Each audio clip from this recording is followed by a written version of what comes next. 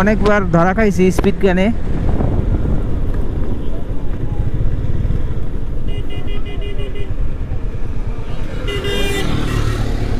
জি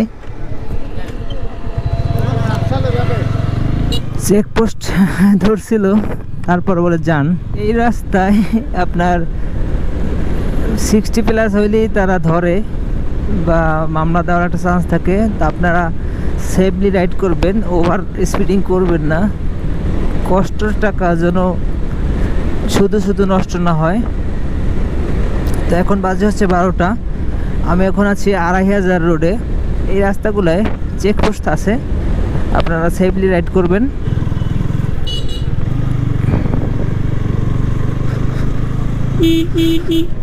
আমি একটা petrol pump খুঁজতে আছি, আমার বাইকে তেল নাই।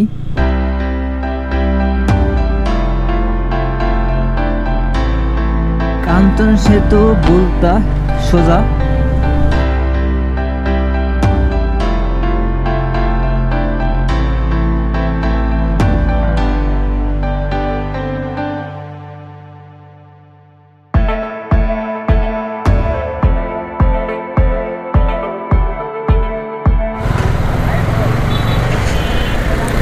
ভাই 300 ফিট রোডটা কোন দিকে?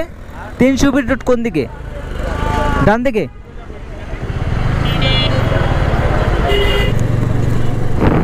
তো ডান দিকে হচ্ছে 300 ফিট রোড, যেটা বললো এই লোক। আমার জ্যামের রাস্তা এত খারাপ লাগে, কি আর বলবো বন্ধুরা আপনাদেরকে, আমার খুবই বিরক্তিকর লাগে।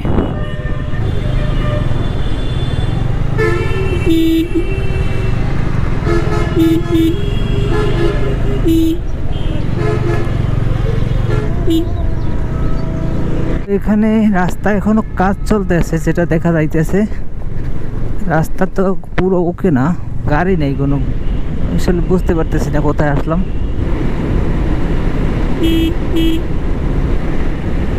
এটা হচ্ছে ঢাকা গেছে সোজা, ডান দিকে হচ্ছে গাজীপুরে। তো আমরা সোজাই যাব। এত ভাঙাচোরা কেন রাস্তাটা?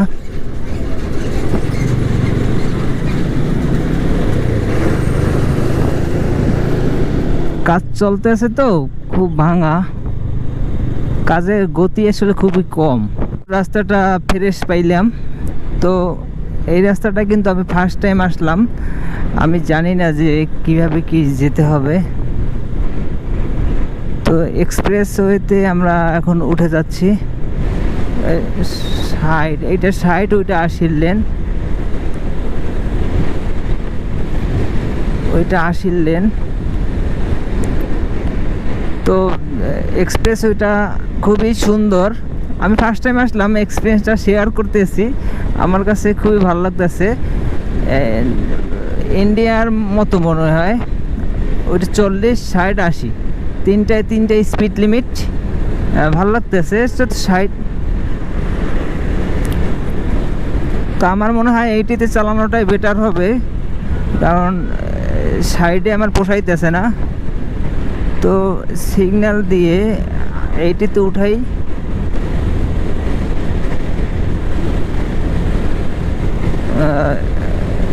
কারণ স্পিড কমালে ঝামেলা এই রাস্তাটায়। 40, 60, 80।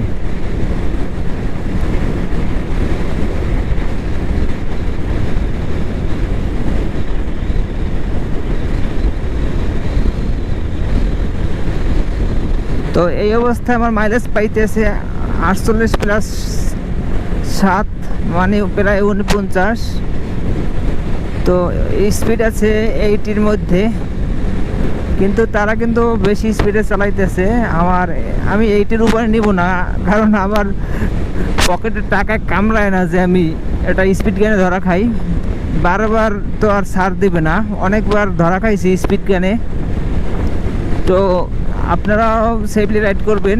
আর 80-র উপরে 90 পর্যন্ত স্যাক্রিফাইস তারা করে, তারপর সবাই যে করবে এমন না।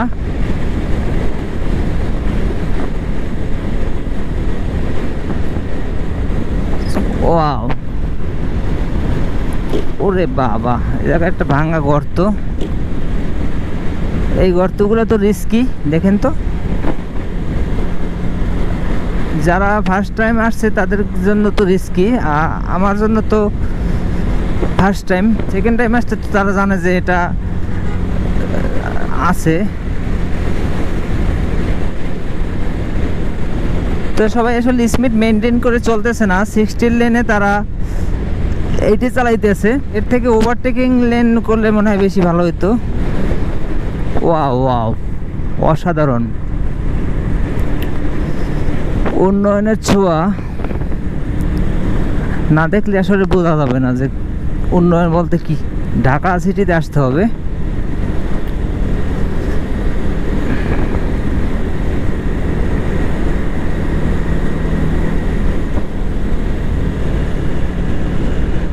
তো আমি যাব হচ্ছে মিরপুর 10 নম্বর।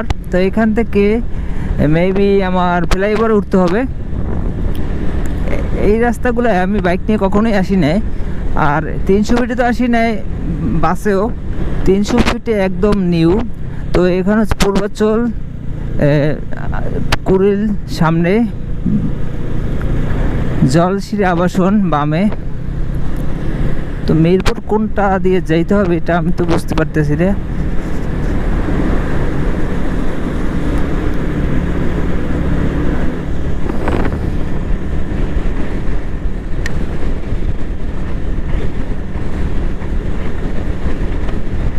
তো এখন 50, 60, 80, 80 এই দুইটা 80, 80। বসুন্ধরা আবাসিক এলাকা বাম দিকে, পিঙ্ক সিটি বাম দিকে। অস্থির লেভেলের ভিউ, অস্থির।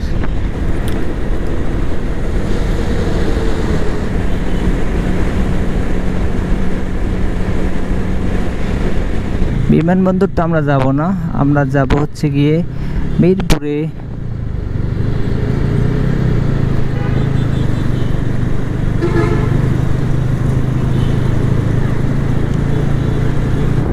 ঢাকা এলিভেটেড এক্সপ্রেসওয়ে, এটা হচ্ছে মিরপুরে উঠলাম।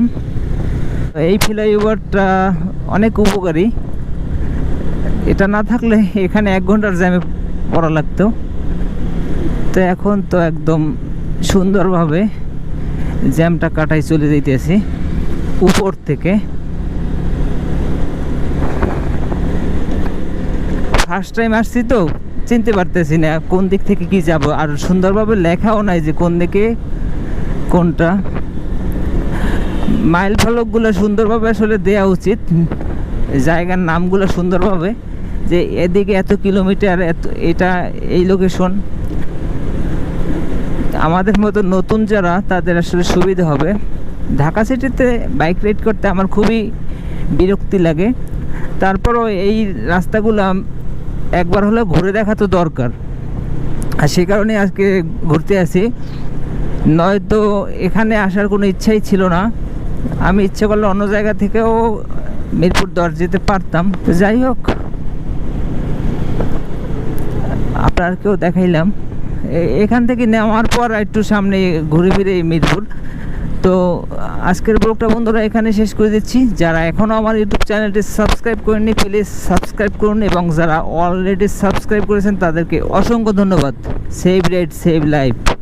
আল্লাহ হাফেজ।